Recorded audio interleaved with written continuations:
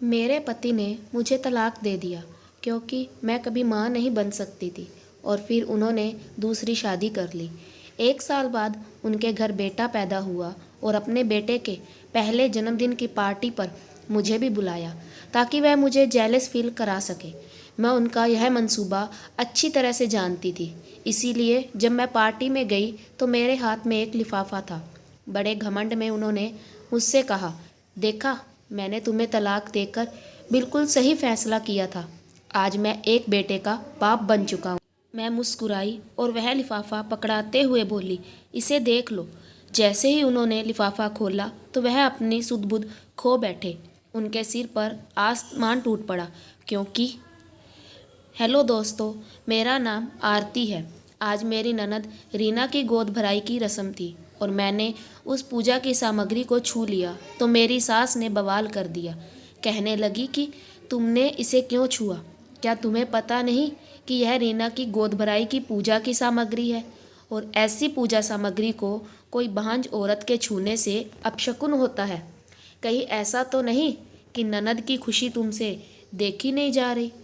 मैं अपनी आंखों से छलकते आंसुओं को रोकते हुए सिर्फ इतना ही बोल पाई कि मम्मी जी, मैं इसके आगे मुझसे कुछ बोला नहीं गया। इतने में रीना, जो कि मेरी ननद कम और सहेली ज़्यादा थी, ताने देती हुई बोली कि भाभी, आपसे मुझे ऐसी उम्मीद नहीं थी। आपको तो खुश होना चाहिए था कि मैं माँ बनने वाली हूँ।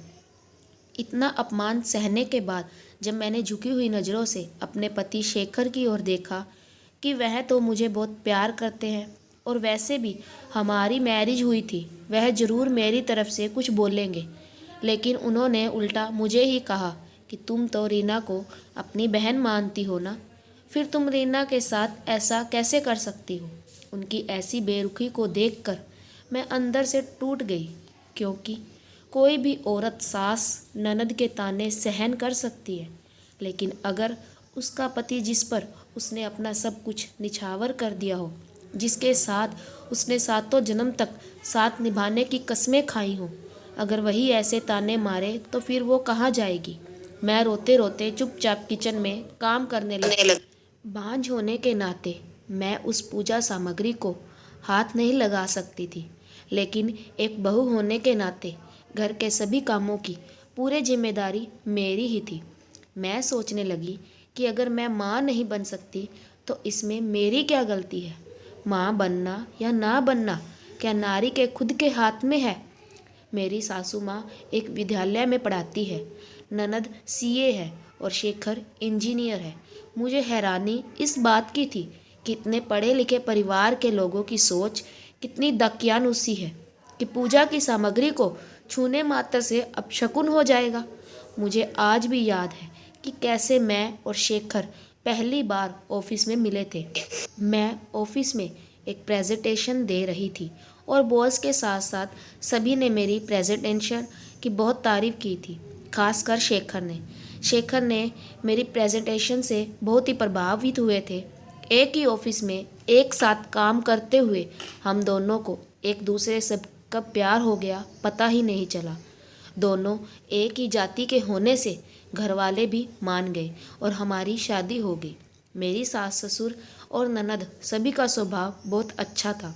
मैं इतना प्यार करने वाला पति पाकर तो अपने आप को बहुत ही भाग्यशाली समझने लगी थी। शेखर ने मुझे पहले ही कह दिया था कि शादी के बाद 2 साल तक बच्चा नहीं करेंगे, ज़िंदगी को थोड़ा एंजॉय करेंगे, फिर बच्चे की जिम्मेदारी लेंगे। इसीलिए 2-3 साल तक परिवार में बच्चे के लिए किसी ने भी कुछ नहीं कहा, लेकिन 5 साल होते ही घर में सभी के ताने शुरू हो गए। परिवार वाले और रिश्तेदार सभी मुझे भांज कहकर ताने मारने लगे। शेखर पहले तो कुछ नहीं बोलते थे, लेकिन अब वह भी मुझसे बेरुखी से पेश आने लगे थे। शेखर मुझसे सिर्फ काम पूर्ति के लिए ही बात करते थे, जिससे कि रोज के कामों में कोई विघ्न ना आए। ऐसा लगता ही नहीं था कि हम दोनों पति पत्नी हैं और एक ही घर में रहते हैं। आखिर मैं अपना दुख सुनाती भी तो किसे?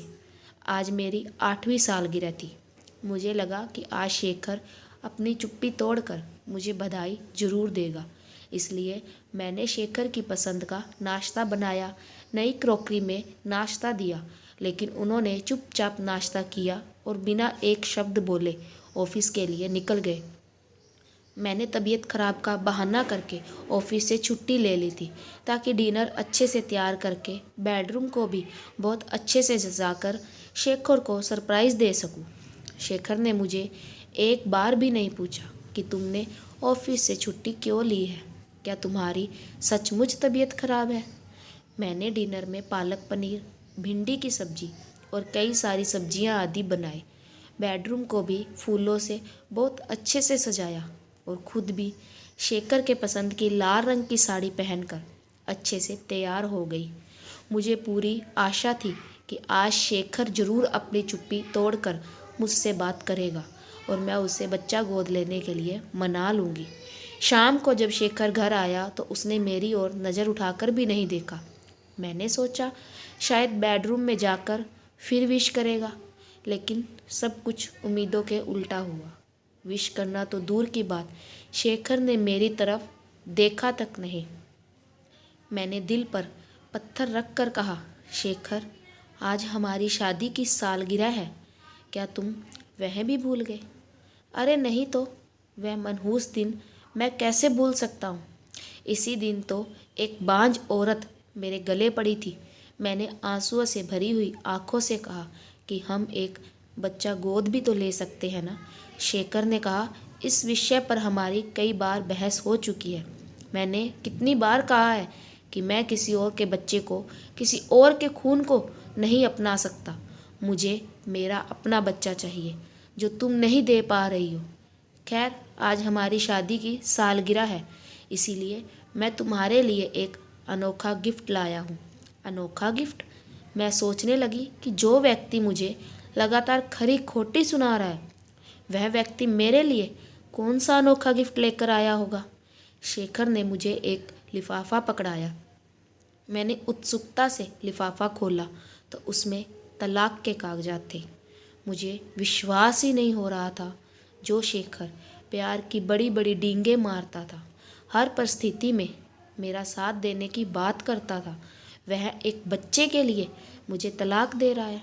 मेरी आंखों के सामने अंधेरा छाने लगा, लेकिन जल्द ही मैंने अपने आप पर काबू रखकर तुरंत तलाक के कागजात पर हस्ताक्षर कर दिए, क्योंकि जिस व्यक्ति के दिल में मेरे लिए रत्ती भर भी प्यार नहीं बचा, उस व्यक्ति के साथ रहने से क्या फ़ायदा।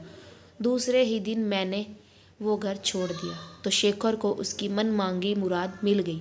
मैंने थोड़े ही दिनों में कोशिश करके अपना ट्रांसफ़र कंपनी की दूसरी ब्रांच में करवा लिया, क्योंकि अब शेखर के साथ एक ही ऑफिस में काम करके मैं बीते हुए कल को याद नहीं करना चाहती थी।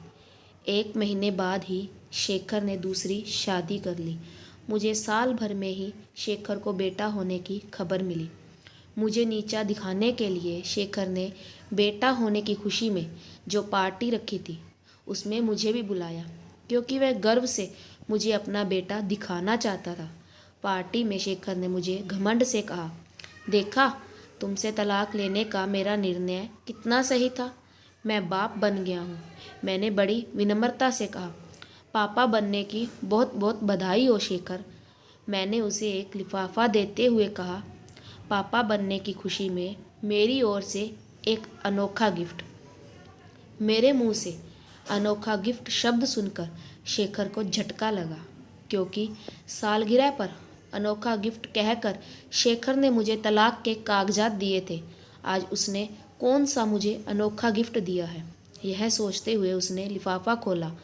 जैसे ही लिफाफे में रखा कागज उसने पढ़ा तो उसके पैरों तले की ज़मीन खिसक गई। उसका खुद पर कंट्रोल छूटने लगा। दिसंबर की कड़ाके की ठंड में वह पसीने से भीग गया। वह कोई उपहार नहीं, बल्कि मेरे पति की मेडिकल रिपोर्ट थी, जिसमें साफ लिखा था कि वह कभी बाप नहीं बन सकता। रिपोर्ट को देखकर शेखर ने अपनी पत्नी की ओर देखा तो उसकी झुकी हुई नज़रों ने मामला साफ कर दिया। मैंने कहा, शेखर, अब फैसला आपको करना है कि आप किसी और के बच्चे को, किसी और के खून को अपनाते हो या नहीं। इतना कहकर मैं बिना खाना खाए वहाँ से चली आई। दूसरे दिन शेखर और उसकी माँ दोनों मेरे घर पर आए। दोनों अपने आप को बहुत ही शर्मिंदा महसूस कर रहे थे। बात कहाँ से शुरू करें, यह उनकी समझ में नहीं आ रहा था। आखिर शेखर ने ही बात शुरू की कि वह मेडिकल रिपोर्ट। मैंने कहा, क्या आपको याद है, हम दोनों ने अपनी मेडिकल जांच करवाई थी। किसी कारणवश आप रिपोर्ट लेने नहीं जा पाए थे।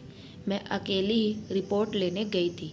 हाँ याद है, लेकिन तुमने तो घर आकर बताया था कि कमी तुम में है, तो तुमने तब झूठ क्यों बोला था। खुद में कोई कमी ना होते हुए भी इतने साल क्यों तुमने सबके ताने सहे। मैंने भी तुम्हें बहुत सताया, फिर भी तुम कुछ नहीं बोली। आखिर क्यों? क्योंकि मैं आपसे बहुत प्यार करती थी। मैंने सोचा कि अगर आपको सच्चाई पता चल गई तो शायद आप उसे बर्दाश्त नहीं कर पाएंगे और आप अंदर ही अंदर टूट जाएंगे। मैं अपने प्यार को टूटता हुआ नहीं देख सकती थी।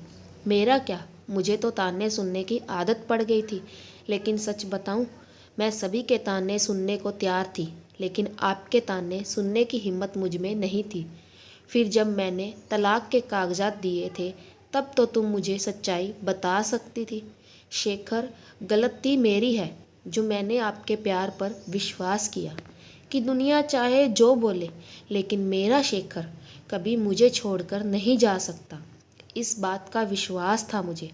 लेकिन जब आपने तलाक के कागजात दिए तो मेरा यह विश्वास भी टूट गया। जब आप मुझसे प्यार ही नहीं करते तो आपके साथ रहने में कोई मतलब ही नहीं था। इसलिए मैंने तुरंत उन कागजात पर हस्ताक्षर कर दिए। मेरी सासू माँ मुझसे कहने लगी कि बहू, हमसे बहुत बड़ी गलती हो गई है, प्लीज़ हम सबको माफ़ कर दो और हमारे साथ अपने घर चलो। शेखर भी कहने लगे कि पुरानी बातें सब भूल जाओ, चलो हम फिर से ज़िंदगी की एक नई शुरुआत करते हैं। मैंने कहा, बात साफ करने या ना करने की नहीं है, बात है आत्मसम्मान की। अब यह संभव नहीं हो सकता कि मैं वापस उस घर में कदम रखूं। वैसे भी अगले महीने मेरी शादी है। मैंने तो वह अनोखा गिफ्ट आपको सिर्फ इसलिए दिया था ताकि मैं देख सकूं कि आप दोनों माँ बेटे किसी दूसरे के खून को अपनाते हो या नहीं। क्योंकि जब मैंने आपको बच्चा गोद लेने के लिए कहा था तो आपने बोला था कि मैं किसी और के खून को, किसी और के बच्चे को नहीं अपना सकता।